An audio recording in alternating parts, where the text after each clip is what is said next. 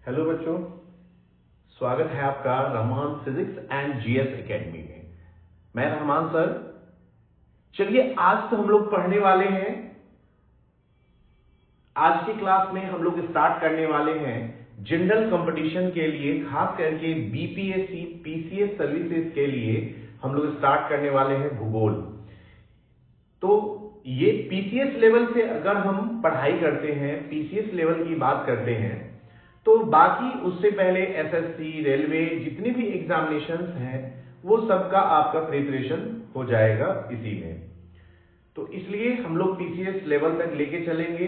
Prelims की तैयारी की बात कर रहे हैं तो बीपीएससी प्रीलिम्स की जो बच्चे तैयारी कर रहे हैं उनको बहुत काम आने वाला है। साथ ही साथ जो लोग सीजीएल एसएससी की तैयारी कर रहे हैं, दरोगा की तैयारी कर रहे हैं, बिहार पुलिस की तैयारी कर रहे हैं, रेलवे की तैयारी कर रहे हैं, एनटीपीसी वगैरह एग्जाम की तैयारी कर रहे हैं, उनको सभी परीक्षाओं में आपको ये वीडियो, ये जो टॉपिक है ज्योग्राफी का, ये आपको काम आने वाला है। ठीक है, तो आज की इस लेक्चर में हम लोग सामान्य भूगोल की बात करने वाले हैं। ठीक है बच्चों, सामान्य भूगोल।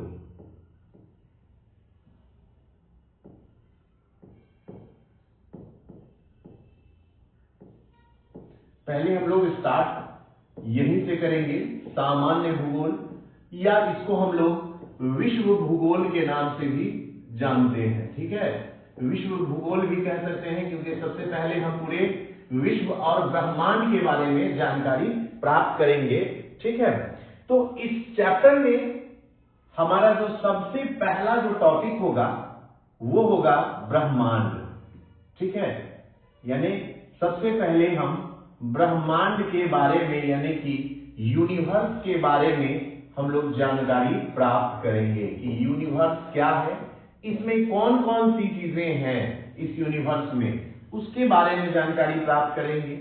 उसके बाद सामान्य भूगोल में जो हम लोग पढ़ेंगे वो पढ़ेंगे पृथ्वी की गतियों के बारे में। ठीक है, पृथ्वी की गतियों के बारे में हम लोग अध्ययन करेंगे और इन गतियों से होने वाली जो गतिविधियां हैं, इन गतियों के कारण, पृथ्वी की गति के कारण क्या गतिविधि होती है, तो मूल रूप से दो गतिविधि होती है बच्चों। पहला होता है ऋतु परिवर्तन, यानी ऋतुएं जो बदलती है उनकी बात हम लोग करेंगे। ठीक है, और दूसरा बात करेंगे कि जो समय में परिवर्तन हो जाता है। हम लोग सुनते हैं कि यहाँ का समय कुछ और है, यूरोप का समय कुछ और है, अमेरिका का समय कुछ और है, साउथ अफ्रीका के समय में परिवर्तन। तो आखिर इस पृथ्वी की गति के कारण ये समय और ऋतुएं किस तरह से प्रभावित होती है ना, उनके बारे में हम लोग स्टडी करेंगे। उसके बाद हम लोग बात करेंगे, जो हमारा नेक्स्ट पॉइंट होगा वो होगा वायुमंडल के बारे में पढ़ेंगे। वायुमंडल और उसकी परतों की बात करेंगे, यानी वायुमंडल की परतें, कौन कौन सी परतें हैं, है ना। सामान्य भूगोल में हमारा पाठ्यक्रम क्या है बीपीएससी प्रीलिम्स के लिए, उन पाठ्यक्रम को पहले हम लोग देखते हैं कि सामान्य भूगोल में हम किन किन चीजों के बारे में जानकारी प्राप्त करेंगे। उसके बाद जो हमारा अगला टॉपिक होगा वो होगा चक्रवात। ठीक है, चक्रवात के बारे में पढ़ेंगे, जिसमें आप जानते हैं कि किस तरह से मौसम, सुनामी वगैरह जो है ना, चक्रवात वगैरह के बारे में जानेंगे, साइक्लोन वगैरह के बारे में जानेंगे, है ना। इसके बाद हमारा जो होगा आंतरिक पृथ्वी के बारे में जानकारी प्राप्त करेंगे। आंतरिक पृथ्वी यानी पृथ्वी की आंतरिक संरचना, और मूल रूप से इसमें हम लोग पढ़ेंगे भूकंप के बारे में, यानी भूकंप, इसकी जानकारी हमें प्राप्त किससे होती है, भूकंप से और ज्वालामुखी के कारण। तो मूल रूप से इन दो चीजों का चर्चा हम लोग करेंगे इस चैप्टर में। ठीक है, इसके बाद जो हमारा होगा विश्व मानचित्र पर कुछ बातचीत हम लोग कर लेंगे, है ना। बाद में हम लोग देखेंगे कि विश्व मानचित्र की भी बात करेंगे कि विश्व मानचित्र में क्या क्या है और उसकी क्या क्या महत्वपूर्ण इसके तथ्य, है ना। विश्व मानचित्र एवं महत्वपूर्ण तथ्य की हम लोग महत्वपूर्ण तथ्य के बारे में जानेंगे। ठीक है, जैसा कि आप जानते हैं भूगोल, भू जोड़ गोल, यानी कि पृथ्वी गोल है, इस तरह से कहा जाता है। तो यानी ऊपर से हम लोग जानते हैं नॉर्थ साउथ जो है थोड़ा चिपटी टाइप का है, चिपटा हुआ है वो, तो लगभग गोल के आकार माना जाता है। तो लोग इसी तरह से हम लोग उस पर बात करेंगे। भूगोल में हम लोग, जियोग्राफी में हम लोग इन सब टॉपिक के बारे में पढ़ेंगे, फिर उसके बाद हम लोग आगे बढ़ेंगे। तो हमारा सामान्य भूगोल का जो पाठ्यक्रम है, जो सिलेबस है बीपीएससी प्रीलिम्स के लिए, एसएससी सीजीएल जैसे एग्जामिनेशंस के लिए, वो यही है ना। तो हम लोग चलिए आगे बढ़ते हैं। तो ये सिलेबस के बारे में पहले हम लोग जान गए कि सामान्य भूगोल यानी विश्व भूगोल में सबसे पहला हमारा जो टर्म है वो है ब्रह्मांड है, ठीक है। उसके बाद हम लोग पढ़ेंगे पृथ्वी की गतियों का अध्ययन करेंगे और उन गतियों से होने वाले जो प्रमुख दो परिवर्तन है, पहला ऋतु परिवर्तन और दूसरा जो है समय में परिवर्तन जो होता है, इन सब चीजों को हम लोग समझेंगे। उसके बाद वायुमंडल की विभिन्न परतों के बारे में जानेंगे, आयनोस्फीयर वगैरह के बारे में, आयन मंडल के बारे में, इन सब मंडलों की जानकारी हम लोग प्राप्त करेंगे। किस मंडल में यानी कितने दूर पर कौन सा परत आता है और वो परत हमारे लिए क्या महत्व रखता है, किन उनका क्या महत्व है पृथ्वी के लिए, हमारे लिए, क्योंकि हम पृथ्वी पर रह रहे हैं तो हमारे लिए महत्व कितना रखता है, हमारी पृथ्वी के लिए कितना महत्व रखता है। इसी में ग्रीन हाउस इफेक्ट वगैरह की हम लोग चर्चा करेंगे, क्लोरोफ्लोरोकार्बन वगैरह की चर्चा करेंगे, ठीक है। उम्मीद है आपको समझ में आ रहा होगा बच्चों, कोई दिक्कत नहीं है। चलिए, तो हमारा पहला जो इसमें टॉपिक है ब्रह्मांड, तो हम लोग आज के लेक्चर में उसकी चर्चा करेंगे, यानी कि ब्रह्मांड की चर्चा करेंगे, ठीक है। ब्रह्मांड, यूनिवर्स क्या है? सबसे पहले ये यूनिवर्स की बात करते हैं, ब्रह्मांड की बात करते हैं, तो बच्चों ब्रह्मांड का मतलब होता है अनंत विस्तार। अभी तक इसका विस्तार कहां तक हुआ है ये बताना संभव नहीं है ना। ऐसे बहुत सारे डिवाइसेस हम लोग सुनते हैं, मंगल ग्रह, अन्य ग्रहों तक लोग पहुंच चुके हैं, चांद तक लोग पहुंच चुके हैं, लेकिन ब्रह्मांड का विस्तार कहां तक है ये कहना अभी भी मुश्किल है, ठीक है। लगातार इसकी खोज हो रही है, लगातार इसमें रिसर्च किए जा रहे हैं बहुत सारे, ठीक है। तो चलिए, ब्रह्मांड क्या है? तो देखिए, सभी आकाश गंगाएं आपस में मिलकर ब्रह्मांड का निर्माण करती है। आकाश गंगा के बारे में भी हम लोग बात करेंगे कि आकाश गंगा क्या है, उस पर भी हम लोग चर्चा करेंगे। तो पहले हम लोग चर्चा कर लें कि क्या, किस बात की चर्चा करेंगे। तो सबसे पहला जो हमारा पॉइंट है यहाँ पे वो है ब्रह्मांड। तो ब्रह्मांड क्या है? तो सभी आकाश गंगाएं मिलकर, सभी आकाश गंगाएं मिलकर, सभी आकाश गंगाएं मिलकर ब्रह्मांड का निर्माण करती है। ब्रह्मांड का क्या करती है? निर्माण करती है। अब कैसे निर्माण हुआ, इसके लिए कौन से सिद्धांत है, इसकी भी हम लोग बात आगे करेंगे।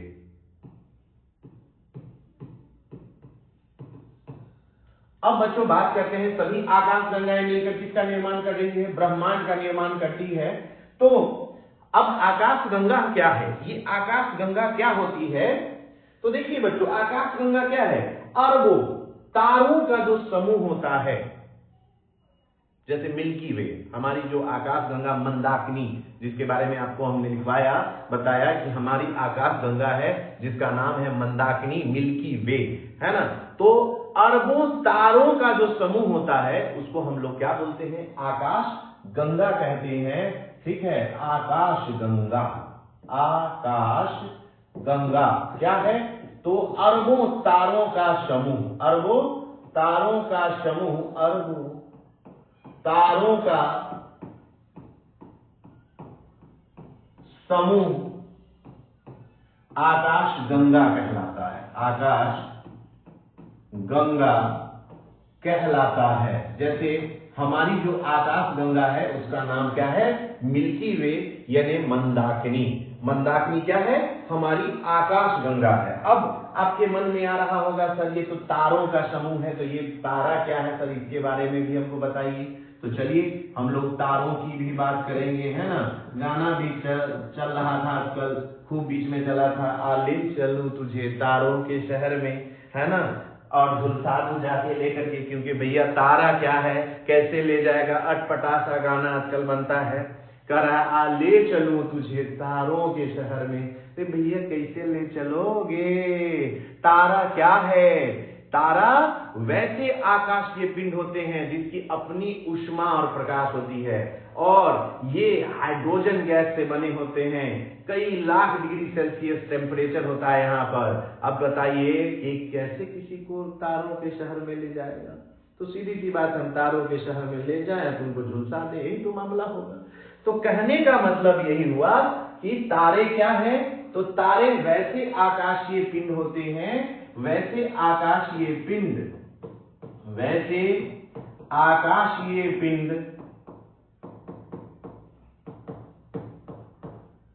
जिनकी स्वयं की ऊर्जा, ऊष्मा कह सकते हैं, ऊर्जा नहीं, ऊष्मा ऊर्जा का ही रूप है, लेकिन हम लोग बात हीट की ही करते हैं। ऊष्मा एवं प्रकाश होती है, कौमा तारा कहलाता है। अब जैसे किसी के मन में होगा, सर बल्ब, फिलामेंट वाला जो बल्ब है, जो हम लोग फिजिक्स में पढ़ते हैं, वो भी ऊष्मा और प्रकाश देता है, तो क्या वो तारा है? नहीं, क्योंकि बच्चों उसमें अपनी ऊष्मा और प्रकाश नहीं है, वो किसी न किसी स्रोत से जुड़ा हुआ है। हम उसको स्विच ऑन करते हैं, कहीं से उसको इलेक्ट्रिसिटी देते हैं, तब वो जलता है। लेकिन क्या तारा को आप जाते हैं इलेक्ट्रिसिटी देने? नहीं, तारों में हम कोई बाहरी स्रोत से नहीं देते हैं, उसकी अपनी ऊष्मा और प्रकाश है। इसका मतलब हुआ कि तारा वे पिंड कहलाएंगे, वैसे आकाशीय पिंड कहलाएंगे, है ना, जिसकी अपनी ऊष्मा और प्रकाश होती है, अपना हीट और लाइट होता है। उसी को हम लोग क्या कहते हैं? तारा कहते हैं। ठीक है। अब तारों में ये ऊर्जा कहां से आती है? तो याद रखना है बच्चों की तारों में ऊर्जा का जो प्रमुख स्रोत है वो नाभिकीय संलयन अभिक्रिया है। यानी तारों में ऊष्मा और प्रकाश का, ऊष्मा एवं प्रकाश का स्रोत नाभिकीय संलयन अभिक्रिया होती है। अब देखो ये नाभिकीय संलयन अभिक्रिया क्या है बच्चों? नाभिकीय संलयन अभिक्रिया क्या होता है कि जब दो छोटा छोटा नाभिक आपस में मिलकर एक बड़ा या विशाल, है ना, नाभिक का निर्माण करता है, तो हम लोग उसको क्या बोलते हैं?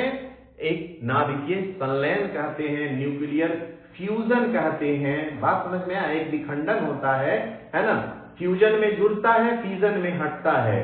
ठीक है, तो उसमें विखंडन में बड़ा नाभिक दो छोटे छोटे नाभिक में टूटता है। इसमें क्या होता है कि हाइड्रोजन का जो परमाणु होता है बच्चों, हाइड्रोजन के परमाणु को जब उच्च तापमान और उच्च दबाव की स्थिति में, ठीक है, हाइड्रोजन और उच्च दबाव की स्थिति में इस हाइड्रोजन का परिवर्तन हीलियम में हो जाता है। ठीक है, तो ये नाभिकीय संलयन अभिक्रिया में क्या होता है कि उच्च तापमान और उच्च दबाव की स्थिति में, उच्च तापमान और उच्च दबाव की स्थिति में क्या होता है? हाइड्रोजन का परिवर्तन किसमें हो जाता है? हाइड्रोजन गैस का परिवर्तन हीलियम में हो जाता है। यानी कि हम ये कह सकते हैं कि तारे मूल रूप से हाइड्रोजन यानी गैसों से बना पिंड होता है। यानी अगर इससे स्पष्ट होता है कि तारे जो हैं वो मूल रूप से, है ना, गैसों से बने हुए पिंड हैं। बात समझ में आया? यानी कि यूं कह सकते हैं आप कि इसका 75 to 95% का हिस्सा जो है बच्चों वो गैस से मिलकर के बना हुआ है। तारों का जो 95% तक, 75 से 95% तक का हिस्सा है वो लगभग क्या है? गैस है, सिर्फ और सिर्फ गैस। ठीक है। अब देखिए, डायरेक्ट तो तारा बनता नहीं होगा बच्चों, तारा का निर्माण डायरेक्ट तो नहीं होता है ना। तो तारों से पहले एक चीज का निर्माण होता है, एक पिंड का निर्माण होता है जिसको हम लोग कहते हैं निहारिका, निबुला, निहारिका, ठीक है, नेबुला, है ना। ये इसकी बात हम लोग करेंगे नेबुला की। ये नेबुला क्या है ना। निहारिका क्या है, तो निहारिका क्या है, गैसों का बड़ा बड़ा विशाल बादल होता है जो गुरुत्वाकर्षण बल के कारण एक दूसरे के नजदीक आ जाते हैं, और जब यही संपीड़ित होते हैं तो संपीड़ित हो करके उच्च ताप और उच्च दबाव की स्थिति में नाभिकीय संलयन के द्वारा ये तारों में बदल जाते हैं। बात समझ में आया, क्लियर है कि निहारिका क्या है, तो बड़े बड़े ये ब्रह्मांड में गैसों का बड़ा बादल है। निहारिका क्या है, ब्रह्मांड में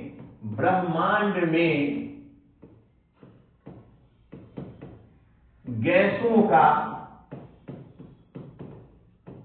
बड़ा बादल होता है ये, ठीक है, बादल होता है, ठीक है। निहारिका क्या है, तो ब्रह्मांड में गैसों का क्या होता है, विशाल बड़ा बादल होता है जो गुरुत्वाकर्षण बल के कारण ये गैसीय बादल है ना एक दूसरे के क्या हो जाते हैं, निकट आना प्रारंभ होते हैं, और संपीड़ित होकर तापमान में जब नजदीक आएगा तो क्या होगा, तापमान में वृद्धि होगी। जब सभी गैस एक दूसरे के नजदीक आ जाएगा, जैसे देखते हैं हम लोग भीड़ भाड़ वाली जगहों पर चले जाते हैं तो वहां पे क्या होता है, तापमान में वृद्धि हो जाती है ना। तो उसी तरह से ये सोचिए कि सारे गैस के जो अणु अलग अलग है ना भटक रहे थे जहां तहां, है ना, वो सारे क्या होते हैं, एक जगह आने लगते हैं गुरुत्वाकर्षण बल के कारण और संपीड़ित होने लगते हैं, और जैसे ही संपीड़ित होंगे कम दूरी में आएंगे उनके तापमान में वृद्धि होगी, दबाव बढ़ेगा, और जिसके कारण नाभिकीय संलयन अभिक्रिया होगी। लेकिन इससे पहले याद रखिए, नाभिकीय संलयन अभिक्रिया के पहले जो तारा बनता है उसको हम लोग क्या कहते हैं, प्रोटोस्टार कहते हैं, यानी कि आदि तारा कहते हैं। तो एक पॉइंट आपको कभी कभी लोग पूछ देते हैं कि ये आदि तारा भी क्या है भैया, आदि तारा क्या होता है, प्रोटोस्टार क्या होता है। इसको प्रारंभिक तारा भी कह सकते हैं हम लोग, प्रारंभिक तारा, है ना, प्रारंभिक तारा प्रोटोस्टार, है ना, प्रोटोस्टार की बात करते हैं तो प्रोटोस्टार, है ना, प्रोटोस्टार क्या होता है, तो प्रोटोस्टार किसको कहते हैं, तो जब निहारिका में गैस एक दूसरे के निकट आ जाती है गुरुत्वाकर्षण बल के कारण, जब निहारिका में गैस एक दूसरे के निकट आ जाती है गुरुत्वाकर्षण बल के कारण, तो नाभिकीय संलयन से ठीक पहले का जो स्थिति है उसी को हम लोग आदि तारा कहते हैं, प्रारंभिक तारा कहते हैं, या प्रोटोस्टार कहते हैं बच्चों। ठीक है, समझ में आ रहा होगा, उम्मीद है दिक्कत नहीं होगी, है ना। चलिए, तो आदि तारा समझ में आ गया। अब सोचो, बहुत सारे प्रश्न उठते हैं कि जिस तरह से जिस चीज का कहा गया है कि ब्रह्मांड में निर्माण होता है उसका विनाश भी होता है, वो समाप्त भी होता है। तो बिल्कुल बच्चों, जिस तरह प्रकार से तारों का निर्माण होता है उसी प्रकार से एक समय के बाद, है ना, क्या होगा, तारे का विनाश भी होगा, तारे समाप्त भी हो जाएंगे, यानी यूं कहिए अपनी भाषा में कि तारे, है ना, मर जाएंगे, तारे की समाप्ति होगी। लेकिन ये क्रिया बहुत जल्दी नहीं होती है, इतनी भी जल्दी नहीं होती है।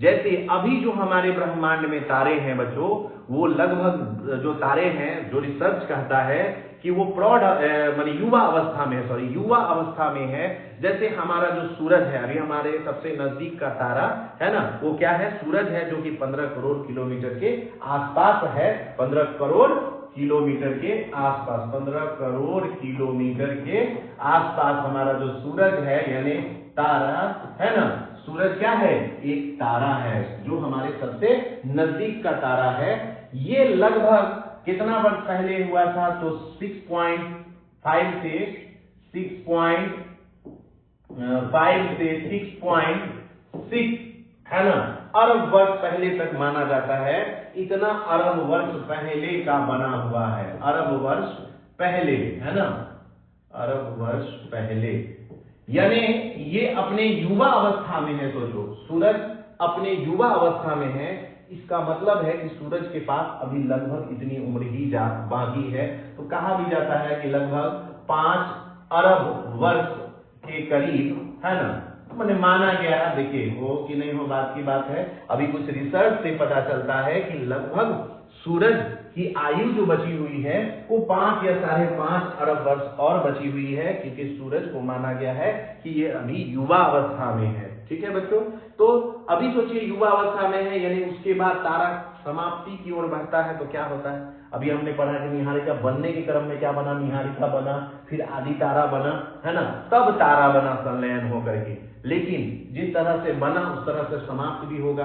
तो समाप्ति होने में कितना समय लगेगा, तो हम लोग बात करते हैं जबकि कि हमारे सूरज की बात करते हैं, यानी हमारे जो सबसे नजदीक का तारा जो कि लगभग 15 करोड़ किलोमीटर दूर है ना, तो वो उसको बनने में, यानी इसका जो निर्माण हुआ है लगभग आज से 4.5 से 4.6 अरब वर्ष पहले हुआ है, और यह युवा अवस्था में है, यानी कि इसको समाप्त होने में अभी लगभग 5 या 5.5 अरब वर्ष और समय लगेगा। ठीक है, चलिए अब देखिए तारों का जो अंत होता है बच्चों वो 2 प्रकार से हो सकता है। ठीक है, तारों का जो अंत होगा, तारों का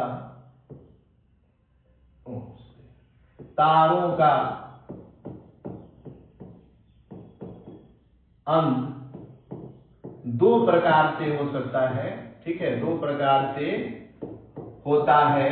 ठीक है, अब पहले जो होता है लघु तारा की बात करते हैं हम लोग, लघु तारा, और एक होता है दीर्घ तारा। ठीक है, एक होता है लघु तारा और एक होता है हमारा दीर्घ तारा। तो लघु तारा और दीर्घ तारा क्या है? जैसे लघु तारा भैया जो अपना ईंधन जल्दी समाप्त कर लेता है वो क्या हुआ, लघु तारा हो गया।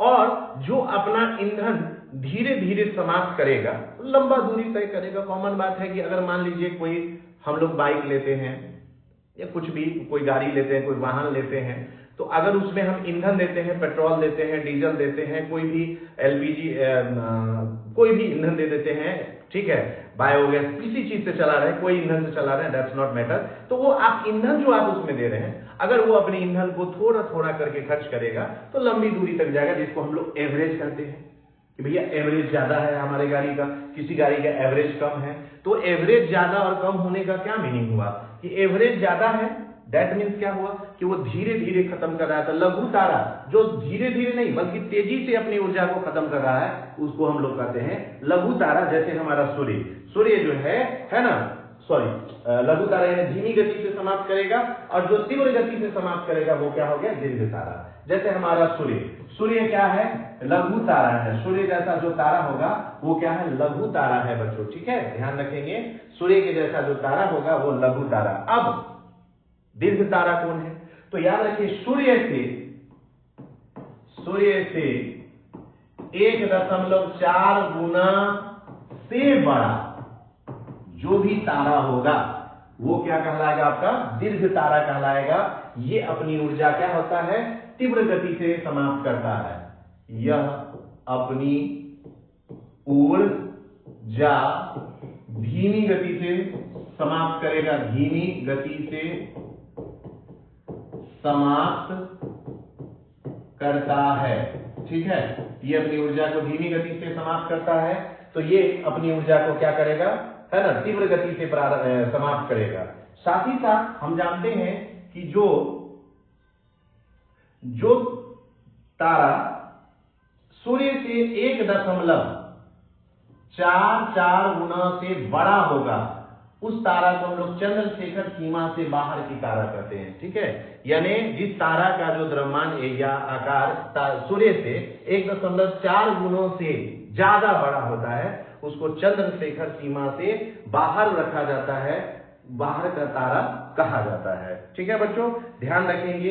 अब सोचिए ये लघु तारा, जब ये लघु तारा समाप्त होगा, मर जाएगा, कहने का मतलब अपनी भाषा में, तो ये बन जाएगा श्वेत वामन, है ना, क्या बन जाएगा, श्वेत वामन बन जाएगा। और इसके बाद ये क्या बन जाएगा, है ना, सॉरी, लघु तारा जब मर जाएगा तो पहले ये बनेगा लाल दानव। एक मिनट, लाल दानव पहले बनेगा और लाल दानव के बाद श्वेत वामन बनेगा, श्वेत वामन बनेगा और श्वेत वामन के बाद तब ये है ना काला वामन बनेगा, है ना, जिसको हम लोग कृष्ण वामन भी कहते हैं, ब्लैक होल, है ना, वामन। उसके बाद ये बन जाएगा कृष्ण वामन,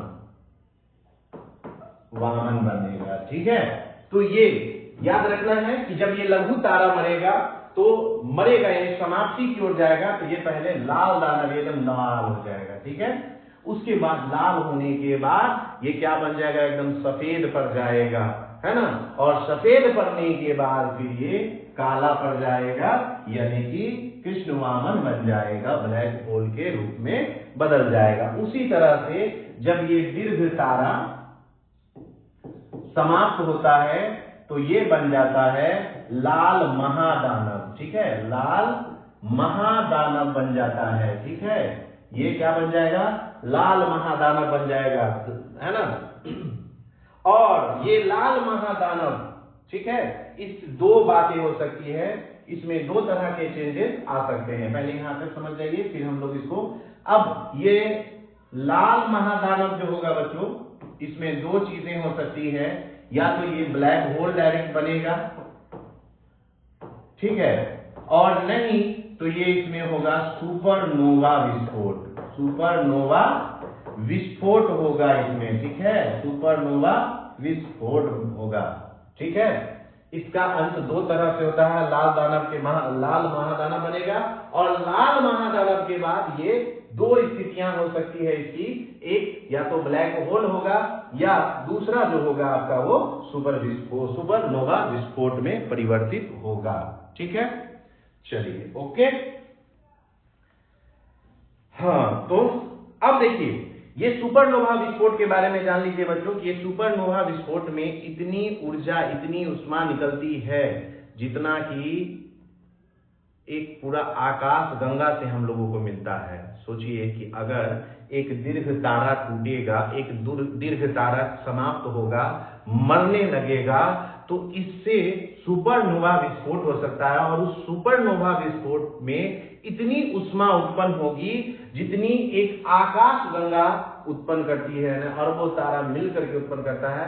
तो एक तारा, दीर्घ तारा के विस्फोट के समय ऐसा हो सकता है, इतना इतना उष्मा उत्पन्न होगा बच्चों। ठीक है, अब देखिए, ये सुपरनोवा विस्फोट भी बच्चों ध्यान देना है, हम लोग बात करते हैं कि ये सुपरनोवा विस्फोट, सुपरनोवा विस्फोट जब होगा तो इसमें भी दो बातें हो सकती है।